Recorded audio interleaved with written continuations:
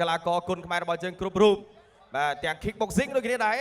បាទផ្ដួលគូប្រកួតលឿនបាទ Boost Strong ឧបត្ថម្ភ4 លានរៀលបាទអាដាមវ៉ាសធានដែលជាស្វាមីលោកជំរាបញ៉ាជុំមានអគ្គនាយិកាក្រុមហ៊ុនថនក្រុមបាទលោកបន្ថែមប្រាក់រង្វាន់សម្រាប់អេអាមរិនភូថងបាទផ្ដួលដៃគូប្រកួតឲ្យបបងការប្រកួតលោកបន្ថែម2 លានរៀលដែរ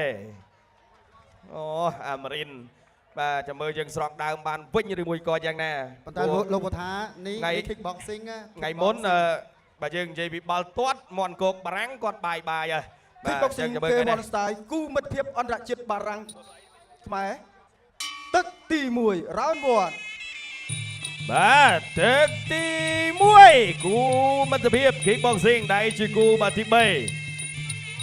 ទទេបច្ចុប្បន្នម៉ៃហើយចូលពីបាទបច្ចុប្បន្នម៉ៃបាទធាក់ជើងក្រោមមួយវាយឆក់ឆ្វេងរបស់អេអាមរិនទាត់ជើងក្រោមរបស់បាទបច្ចុប្បន្នម៉ៃបាទទាត់ក្រោមញាក់ឆ្វេងញាក់ស្ដាំអីចាស់បាទជាប់តាក់អត់ដាក់តាក់បាទតោះទៅទៀតបាទគួរដៃមួយសិនវាយឆ្វេងពីកីឡាករបារាំងបាទទាត់ជើងក្រោមរបស់អេអាមរិនភូថងវាយឆ្វេងថែមស្ដាំចូលពួរមួយរបស់បច្ចុប្បន្នម៉ៃជង្គង់របស់អេអាមរិនភូថងសុំសម្លេងមួយបង3 4 5 6 7 8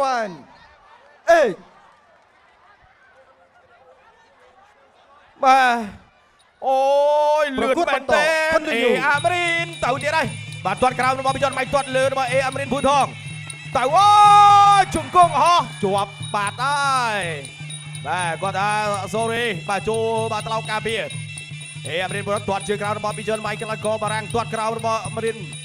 រាក់កាត់របស់អេអាមរិនជង្គង់ហោះរបស់អាមរិនជង្គង់របស់អេអាមរិន1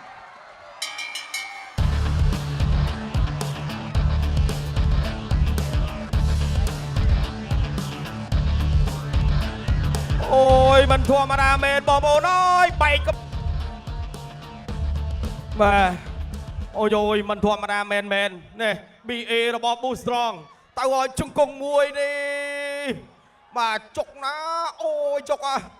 បាទលឹបមកជង្គង់ដល់ក្បាលបាទនេះ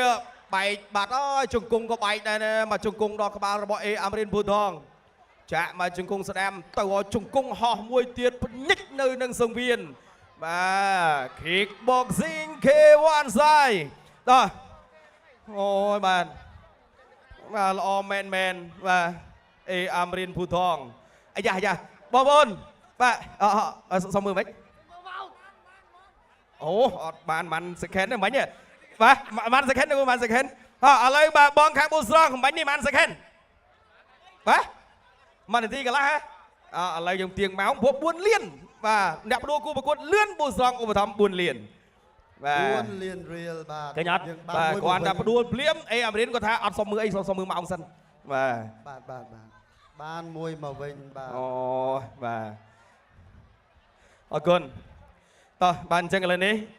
បាទនៅសល់តែការប្រកាសលទ្ធផលជាផ្លូវការតែប៉ុណ្ណោះសុំសម្លេងមួយបាទសង្ស័យបងប្អូនយើងចប់ពីបដាល់ទៅរត់ចោលគ្នាទេយប់នេះបាទតោះឥឡូវសុំបាទគាត់ថាសុំទង់ជាតិតិចសិនបាទព្រោះដោយសារតែខាងបារាំងគាត់នាំមុខ2ហើយបាទប្រកុលទួនាទីជូនដល់គណៈកម្មការបច្ចេកទេសបាទប្រកាសលទ្ធផលជាផ្លូវការបាទសូមអរគុណបង្គោលក្រហមឈ្នះបង្គោលខៀវដោយធ្វើបង្គោលខៀវឲ្យលោកអញ្ញា